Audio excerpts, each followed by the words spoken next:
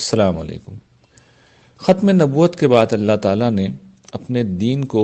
دنیا تک پہنچانے کا ایک خصوصی انتظام کر رکھا ہے، اور وہ انتظام یہ ہے کہ وہ ہر دور میں ایسے اہل علم کو پیدا کرتے ہیں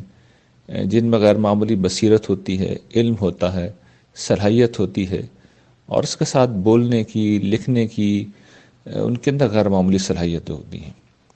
ان لوگوں کے ذریعے سے اللہ تعالیٰ اپنے دین کی نصرت کا کام لیتے ہیں اور اس کو اس کی اصل شکل میں پیش کرتے رہتے ہیں۔ لیکن ظاہر ہے کہ یہ دنیوی کام ہے، اس کے لیے عالم اسباب میں وسائل چاہیے، تو ایسے لوگ تنہا نہیں ہوتے، ان کی نصرت کے لیے پھر اللہ تعالیٰ کچھ اور لوگوں کو توفیق دیتے ہیں اور وہ آگے بڑھتے ہیں اور ان کا ساتھ دیتے ہیں۔ جو ختم نبوت کے بعد بھی دین حق کی دعوت صحیح شکل میں لوگوں تک پہنچتی رہتی ہے، اور جو شخص حق کا سچا متلاشی ہو وہ بہرحال حق کو پا لیتا ہے۔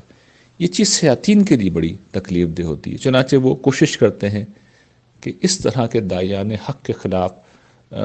متعصب لوگوں کو اٹھا دیں اور وہ ان کے خلاف پروپیگنڈا کریں اور ان کو ڈسٹریکٹ کریں۔ یہ ایک طریقہ ہوتا ہے شیاطین کا۔ اس کے علاوہ جو شیاطین کا ایک بڑا مؤثر ہتھیار ہے وہ یہ کہ خود جو نصرت دین کے کام کے لیے اٹھیں، اور ان میں سے خاص طور پہ وہ لوگ جو اہل علم کا ساتھ دے رہے ہوتے ہیں، شیاطین ان کی کمزوریوں کا فائدہ اٹھا کے ان کو اس کام سے علیحدہ کر دیتے ہیں، یا خود دائی کے خلاف ان کے دل میں نفرت پیدا کر دیتے ہیں، اور کسی بھی وجہ سے وہ ان کی مدد سے دور کر دیتے ہیں۔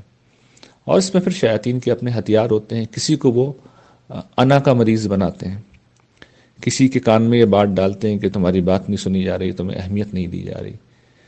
کسی شخص کو وہ اس طرح گھیرتے ہیں کہ وہ تعریف سننا چاہتا ہے اور تعریف نہ ہو تو اسے پرابلم ہو جاتی ہے۔ تو ہزار راستے ہوتے ہیں شیاطین کے گھیرنے کے۔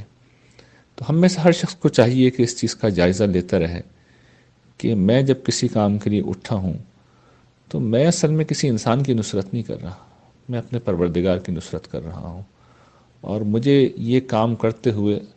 اپنی خواہش، اپنے جذبات، اپنی انا کو کچلنا ہوگا، مجھے سیکنڈ پوزیشن قبول کرنی ہوگی، اور جو اجر پانا ہے اپنے رب سے پانا ہے، اور کسی صورت میں کسی ایسا دعوت کا ساتھ نہیں چھوڑنا جس پہ میرا دل، دماغ اور ضمیر مطمئن ہو چکا ہو۔ انسان اپنی خواہش کا اسیر ہو جائے، اپنے تعصبات کا اسیر ہو جائے، پھر تو وہ کچھ بھی نقطے نکال لیتا ہے،